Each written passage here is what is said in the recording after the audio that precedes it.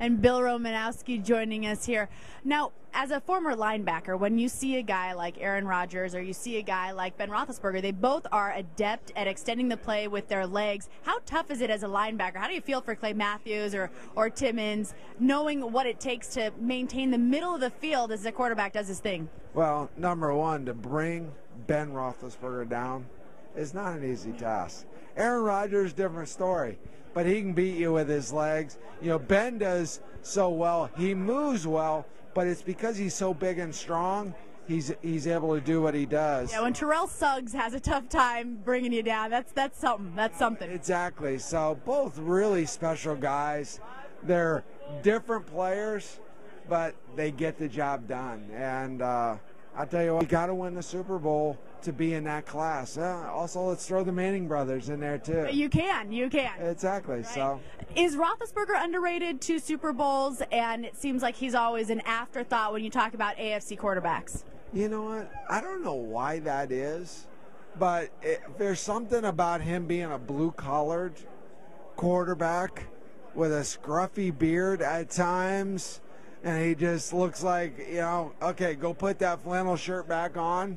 And you go chop some wood for us, buddy. Yeah, you look out of place when you're in a suit. Just stick in a flannel shirt, and that's the way you need to dress. Give me some flapjacks, pour some sugar on it, and get on with your day. You know, where you got the Tom Brady, long hair, supermodel wife. The money comes from TV. And Neil Schwartz joining us, sports agent to the Stars, Roddy White, Darrelle Revis, some of his hot clients, of course, Vincent Jackson, Charger. We love him down there, by the way.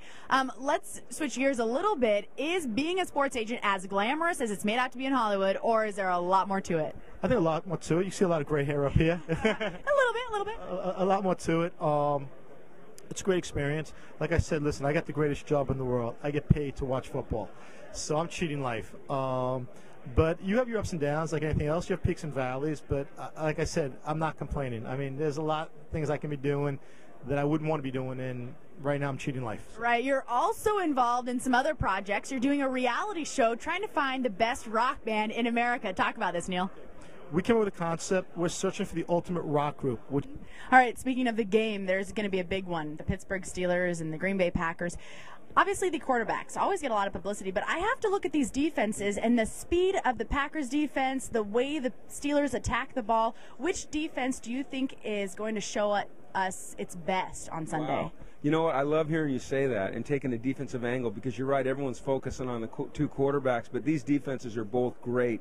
Everyone knows the Pittsburgh Steelers defense because they have the reputation of playing great defense, and they do play great defense.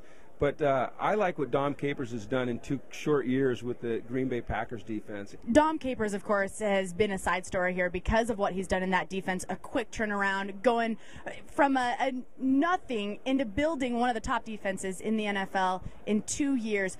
How impressed are you with what McCarthy has done there and Dom Capers building chemistry? You have Clay Matthews peaking at the right time. You have Aaron Rodgers peaking at the right time. Is this kind of just circumstances coming together, or is this a lot of preparation? It's a lot of preparation. It's really fine coaches. I've known Dom my entire life, and he worked for my dad for a number of years. And they've stuck with their core stuff, and they've built it with the right people. Let's talk about that. You mentioned 2 storied franchises. We're talking about 12 titles for the Packers, 6 Super Bowls for the Steelers. Could the NFL have planned this any better? I don't think so. I mean, I just look at the helmets, okay? Those helmets haven't changed in years. Their uniforms haven't changed in years. Pittsburgh Steelers, Green Bay Packers, Super Bowl makes sense. You kind of feel like a kid again. Yeah, it's great. You know, you're waiting for Bart Starr and Terry Bradshaw or Franco Harris to run out there, but now it's Ben and it's Aaron and it's Mendenhall and it's Woodley and it's all those guys. So you know, and those quarterbacks are certainly doing their part in etching new ink in their team's history. It's kind of like adding paint to the Sistine Chapel. I mean, let's talk about the fact that these are 2 young quarterbacks, up and coming. Roethlisberger, always an afterthought in AFC quarterbacks. Rodgers peaking almost at the elite status. Talk a little bit about the quarterbacks here. Well, it's interesting that Ben Roethlisberger could be under the radar, but it's, you know, the fact is that he's got Tom Brady and Peyton Manning in his conference. Aaron Rodgers, I mean, in my mind, we are seeing the maturation of the next Joe Montana. You know, when I watch him and I watch Joe when he was young, I go, this is Joe Montana.